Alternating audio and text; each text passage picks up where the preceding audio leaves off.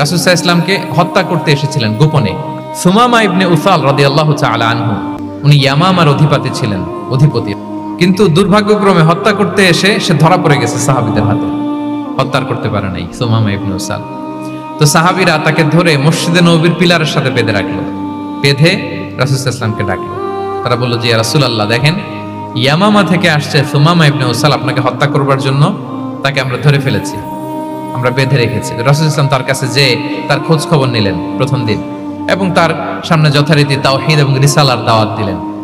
ফিরে আসলেন, ফিরে এসে সাহাবাদেরকে বললেন, তোমাদের ঘরে ভালো রুটি আছে কার কাছে? রুটির কালেকশন, আটা পিষে রুটি বানাতে পারবে। একজন বলল আমি, বললো যে এটা সুমামাকে দিয়ে আসো, তো দিয়ে আসলো। আরেকজন বললো ভালো তাজা খেজুর আছে কার কাছে? এক সাহাবী বললেন আমার কাছে। রাসূল সাল্লাল্লাহু আলাইহি ওয়াসাল্লাম বললেন যাও, এটা সুমামাকে দিয়ে আসলেন। এরপরের দিন রাসূল সাল্লাল্লাহু আলাইহি ওয়াসাল্লাম যে আবার ইসলামের সৌন্দর্য, মাহাসিন আহকামি শারিয়া, ইসলামী শারিয়ার যে বিউটি অফ ইসলাম, এটা তুলে ধরলেন, ইসলামের যৌক্তিকতা তুলে ধরলেন। সে অবাক হতে লাগলো যে কিরে, যুদ্ধবন্দীদের সাথে মুহাম্মদ সাল্লাল্লাহু আলাইহি ওয়াসাল্লাম এবং তার অনুসারীরা এরকম আচরণ করে?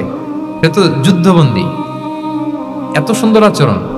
তাকে আবার ইসলামের সুশীতল বাণীগুলোর প্রতি আহ্বান করে রাসূল সাল্লাল্লাহু আলাইহি ওয়াসাল্লাম বাড়িতে এসে এবার নিজের যে উট আছে, উটকে যে পালে, সে রাখালকে বলল তুমি উটের দুধ দহন করে তাকে কিছু দুধ দিয়ে আসো।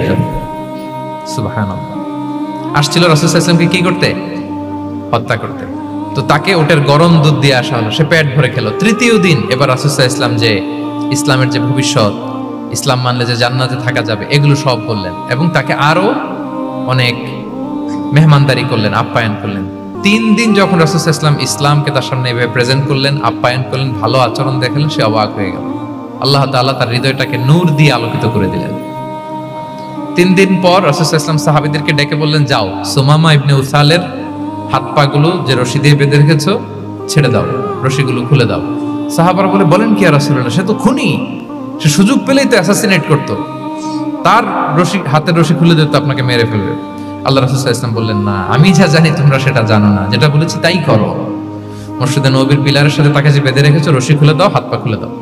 আল্লাহর হাবিব সাল্লাল্লাহু আলাইহি ওয়াসাল্লামের নির্দেশ মোতাবেক সাহাবারা ওনার হাত খুলে দিলেন, পা খুলে দিলেন। সুমামা ইবনে উসাল কারোর সাথে কথা না বলে, তার বাড়ি তো ইয়ামামা, সেখানেও ফিরে গেলেন না, অন্য কোনো শহরেও গেলেন না। তিনি মদিনা থেকে অনতি দূরে একটা খেজুরের বাগান আছে, ওখানে কুয়া আছে, উনি যে ওই কুয়ার পানি দিয়ে গোসল করলেন।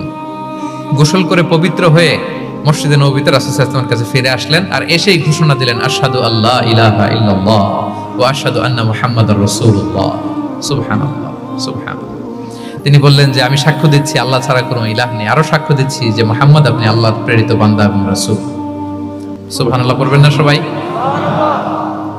এবার তিনি বললেন, মুহাম্মদ, আপনার চেহারার চাইতে অপছন্দের চেহারা পৃথিবীতে আর দ্বিতীয়টা আমার কাছে ছিল না, কিন্তু আজকের পর থেকে আপনার চেয়ে প্রিয় চেহারা, আপনার চেহারার চেয়ে প্রিয় কোনো চেহারা আমার কাছে আর নাই।